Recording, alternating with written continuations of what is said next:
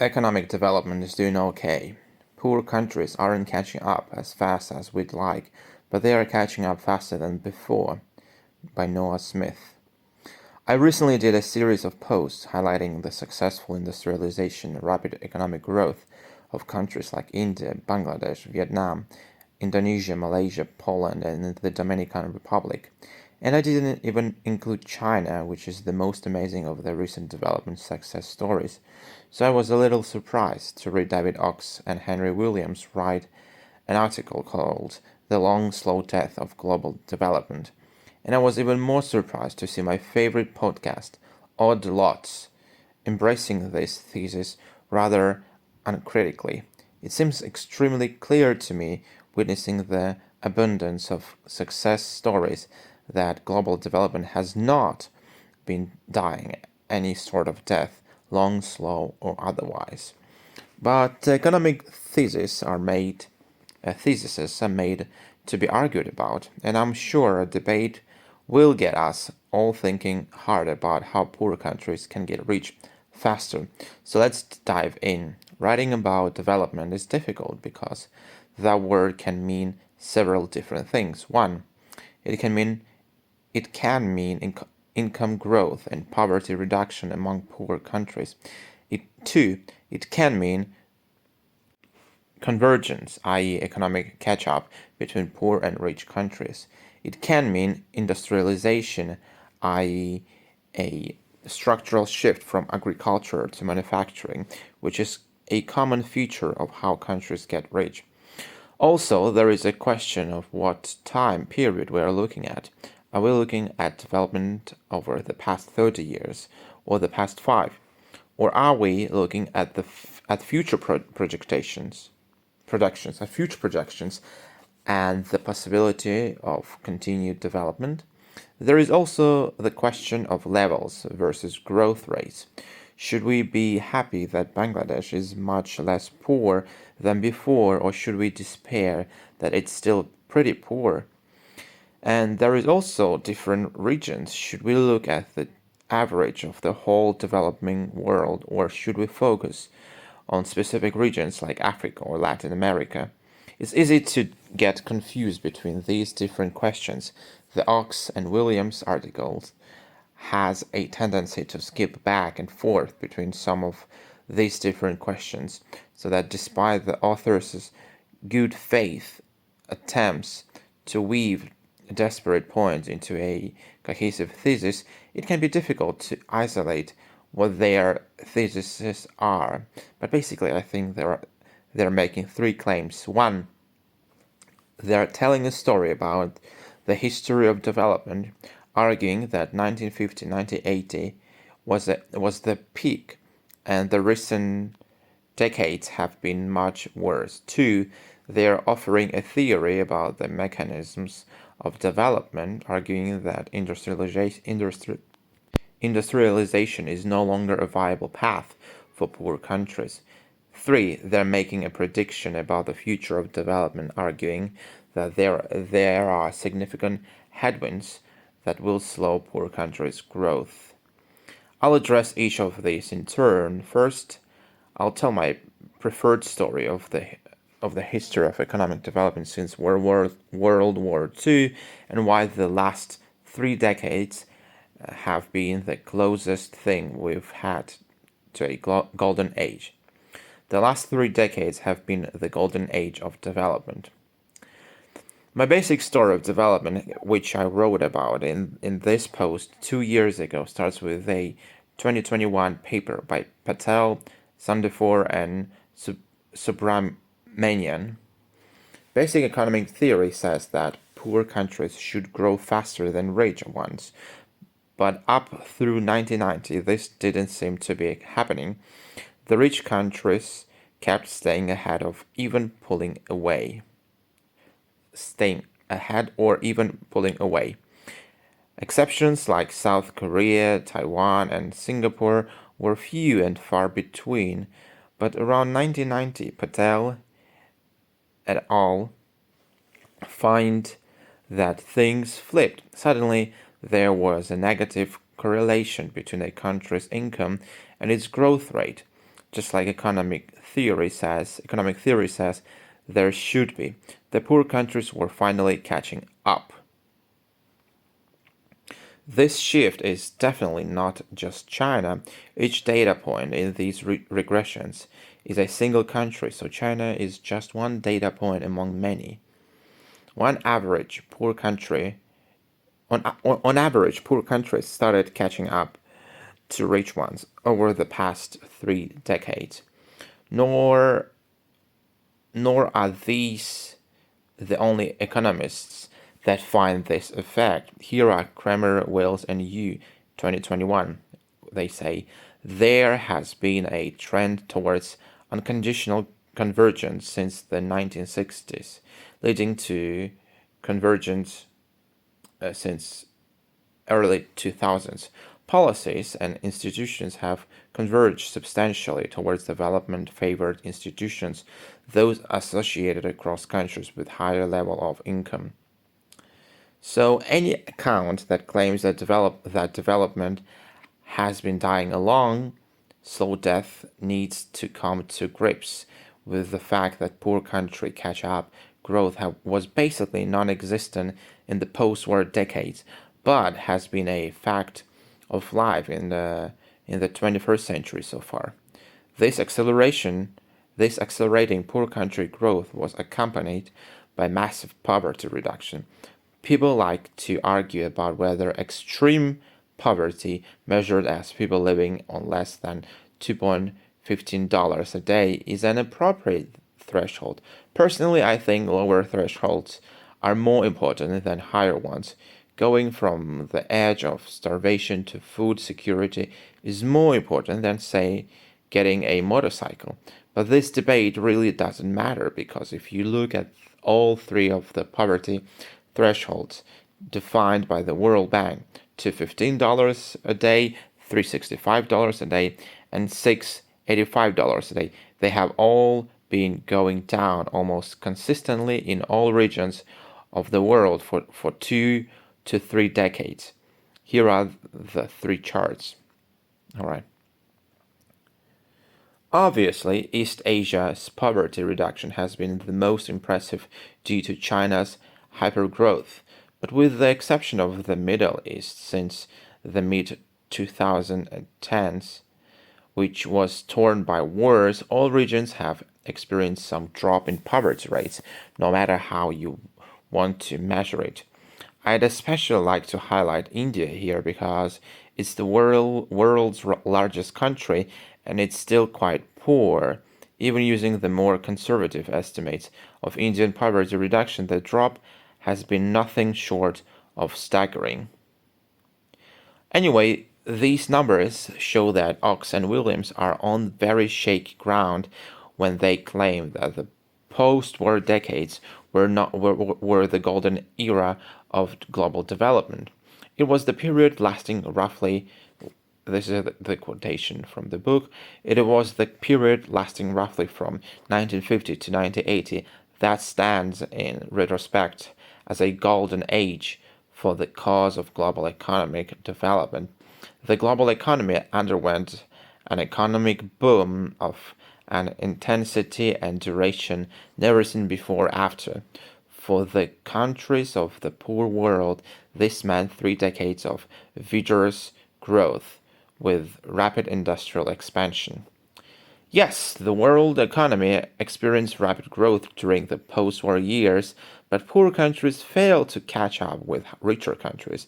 And even though growth reduced poverty rates, high birth rates and high inequality meant that the total number of extremely poor people in the world actually increased during the Golden Age.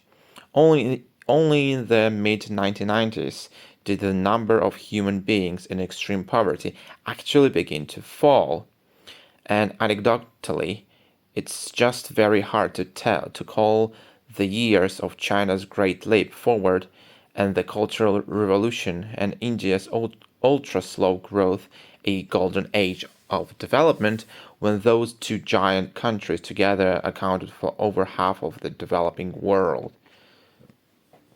In other words, in global development has If global development has ever had any sort of a golden age, it has been the last 3 decades, not the post-war years. Now, a word of caution. The sea change since the mid-90s has been a massive human triumph, but it's crucial to emphasize that this is just the start of a long journey. Despite its rapid growth and its success against extreme poverty, for example, India is still quite a poor country overall. Most of the people there are still living on less than $7 a day, and in fact, this is typical. Even the economists who find the convergence is now underway caution that it's still proceeding at a slow pace. There are a few countries like Poland and Malaysia that have approached developed country status in recent years, but overall the rich countries remain a pretty rarefied club. So global development isn't even close to the finish line or of every country gets rich, even in the regions that are catching up the fastest. But overall, I would tell a very different story about the history of global development that Oakes and Williams tell. As I see it, development was always very difficult, unreliable, and uneven, but it has been a little less difficult, unreliable, and uneven in recent decades than it ever was before. Development story has not even been that of a fall from grace, but of a slow, fitful acceleration. That story, however, leaves a key question unanswered. Can relatively good times continue? Industrialization probably isn't over, and we don't know till we try. The second big argument that Oakes and Williams make is that industrialization, getting rich via manufacturing, is not a viable development path for most of today's poor countries. They allow for exceptions, like some of the ones I named above, Poland, Vietnam, etc., but overall they claim that this road is closed. Why? Basically, they base their case on two things. Daniel Rodrigues' observation of premature deindustrialization in some parts of the developing world, and two, speculations about factors that might disrupt the traditional model of industrialization. First, let's talk about Rodrigue. In a 2015 paper called Premature Deindustrialization, he argues, in him arguing, we can already can see one big caveat to the thesis. It doesn't seem to have hit Asia. Asia has 60% of the world population and an even larger fraction of the developing country population. So saying that countries have been deindustrializing except for Asia is a little like saying, other than that, Mr. Lincoln, how was the play? Second, much of the deindustrialization that Rodrigue documents happened far in the past. As he puts it, the trend is not very recent. In Latin America, Rodrigue's starkest example, deindustrialization, was already happening in the 1960s, right in the middle of the period that Oakes and Williams call the Golden Age of Development. For sub-Saharan Africa, deindustrialization seems to have started in the 70s and 80s, but it's hard to tell because the data is patchy. But anyway, let's think about what this means. In the years since Latin America and sub-Saharan Africa began deindustrializing, much of East and Southeast Asia and East Europe, including Turkey, have pursued a successful strategy of manufacturing-led growth. So it's clear from just a quick reading of the historical record that the deindustrialization of Latin America and sub-Saharan Africa did not herald some great economic shift that made industrialization impossible. Rodrik posits that changes in the economy make it harder for countries to industrialize nowadays. I'll address that idea in a bit, but first let's examine the magnitude of the effects that Rodrik posits. He argues that before 1990, manufacturing tended to peak as a share of a country's economy at about $49,000 of GDP, but since 1990, manufacturing has peaked as a share of a country's economy at about $22,000. Okay, suppose Rodrik is right, and that's just the way the world is now. That still means that industrialization can potentially take countries all the way to $22,000 of per capita GDP in 1990 no less, given that India is now at $7,000 and Nigeria is at $5,400. I'm not particularly discouraged by that 22,000 number. My reaction is, okay, first let's get the poor countries to $22,000, then we'll talk. Now let's take a look at Rodrik's theory of deindustrialization. Ox and Williams write that automation is a big problem, why poor countries can no longer industrialize. And they attribute this idea to Rodrik. But taking a look at the model in Rodrik's paper, we find that automation, represented by rapid total factor productivity growth in manufacturing, actually helps poor countries industrialize, even though it does the opposite for rich countries. Rodrik's model says that deindustrialization in poor countries would have to be a result of a slowdown in the demand for manufactured goods from rich countries rather than a consequence of robots taking poor people's jobs. Now that's a very simple model, and I doubt Rodrik himself believes that it represents all that's going on. For example, it doesn't include local multipliers, which could model how manufacturing can support economic growth even without generating much employment. But I digress. The real point here is that Ox and Williams have greatly overestimated the degree to which Rodrik's paper supports their thesis that industrialization is no longer possible. Other than Rodrik's paper, Ox and Williams basically rely on a narrative interpretation of why East Asian countries were unequally able to industrialize. I don't discount any of these factors, but the idea that these are necessarily unique to East Asia is, well, it's very hand-wavy. Durable social fabrics and the potential energy of the peasantry are basically varieties of economic phlogiston, labels for some sort of general mojo that fill the gap when there is nothing we can really measure.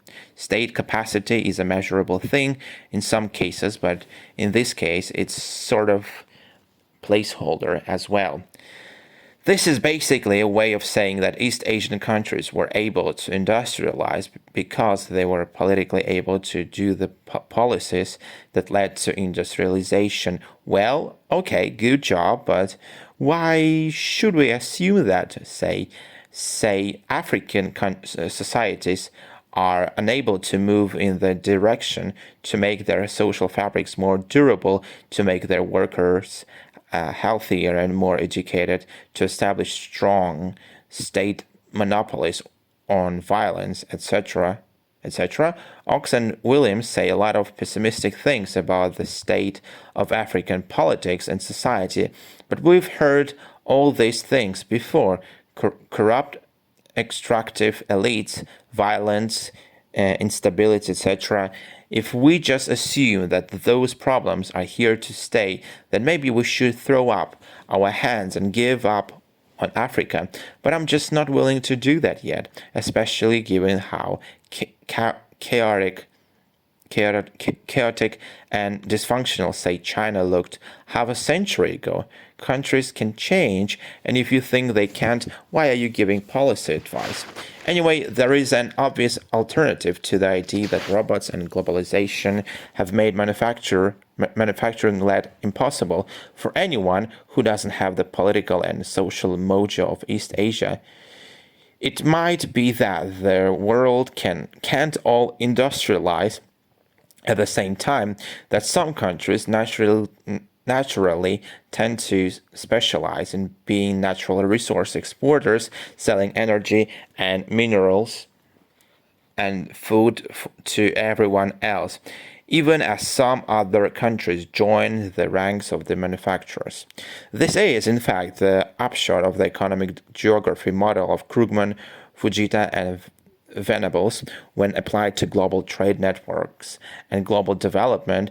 In that model, global regions industrialize one after another, with a shrinking periphery regions selling natural resources to the rest. In this model, if this model holds, then the real reason Latin America and Africa deindustrialized was that other countries got ahead of them in line. When all the world's manufacturing investment and demand is flowing into China, it's probably just a better idea for Brazil or South Africa to sell China minerals and food instead of trying to compete with Chinese factories. But now that China's industrialization is slowing down, other regions could get their chance. Already, lower-end manufacturing is flowing out of China to Southeast Asia and South Asia, just as it once flowed from America and Japan into Europe to China. Perhaps that will create another commodity boom to enrich Africa and Latin America and the Middle East. And perhaps after that boom is done, in 30 or 40 years, manufacturing will flow to Africa. I have no real idea if this is how the world works. Ox and Williams sort of waved the idea away, saying that an international queue for industrialization may no longer hold, but it may still hold.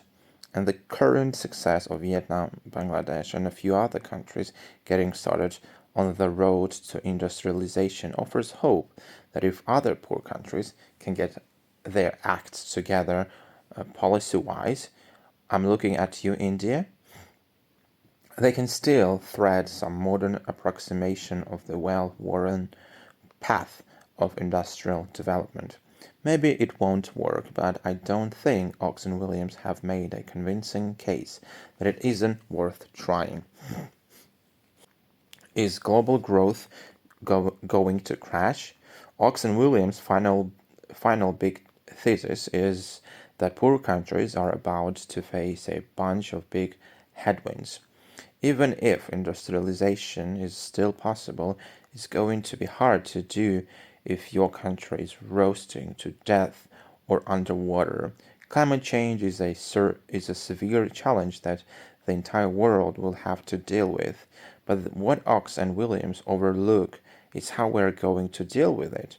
We are going to fight climate change by building a ton of green energy and green transportation and green infrastructure.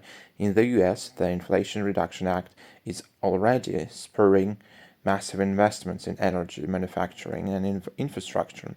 Other countries will follow suit, and what China's doing dwarfs all other countries' efforts. This massive investment is going to create a lot of demand for cheap manufactured products from poor countries, which could help spur industrialization. But it'll also spark a commodity boom. Maybe oil and gas and coal won't be in such high demand, and that's a good thing, but metals sure will be. This will give the resource exporters somewhat of a boost. Demographics are a more dicey proposition. Shrinking rich world population, including China, will indeed dampen demand for poor countries' products. And continued population growth in Africa, despite failing fertility, will put a strain on those countries' living standards, since they are still natural resource exporters, and large populations mean fewer resource revenues per person. So I do think that this could slow development somewhat, but on the other hand, demographic dividends from falling fertility in industrializing nation, especially in South and Southeast Asia, will give these countries a boost. There is another potential big factor that Ox and Williams don't discuss, which is decoupling. The IMF is worried that an economic rift between China and the developed democracies will make it harder for poor countries to sell their products because they'll have to choose one market for than other. But I don't expect this to happen. Only a few products will be under export controls. And I think pressure on multinational companies to friend-shore production out of China could give a major boost of manufacturing-led growth throughout the remaining poor countries of Asia. Already, Apple is moving some operations to India, to name just one example. In general, I think global growth is a very hard thing to forecast, even when the professionals do it. It involves a whole lot of tea leaf reading, but simply looking out at the world and being pessimistic because of climate change and low fertility is not sufficient reason to think that economic development is dying. So basically, I think Ox and Williams' three main theses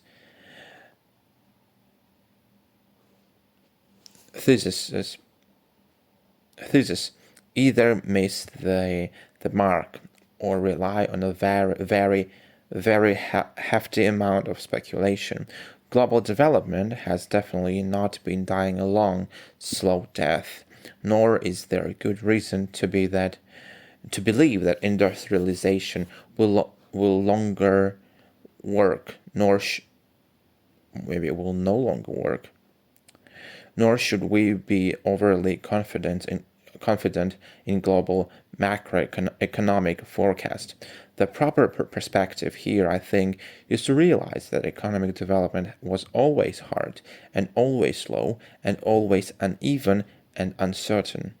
We were right not to despair in previous decades, and we shouldn't despair now.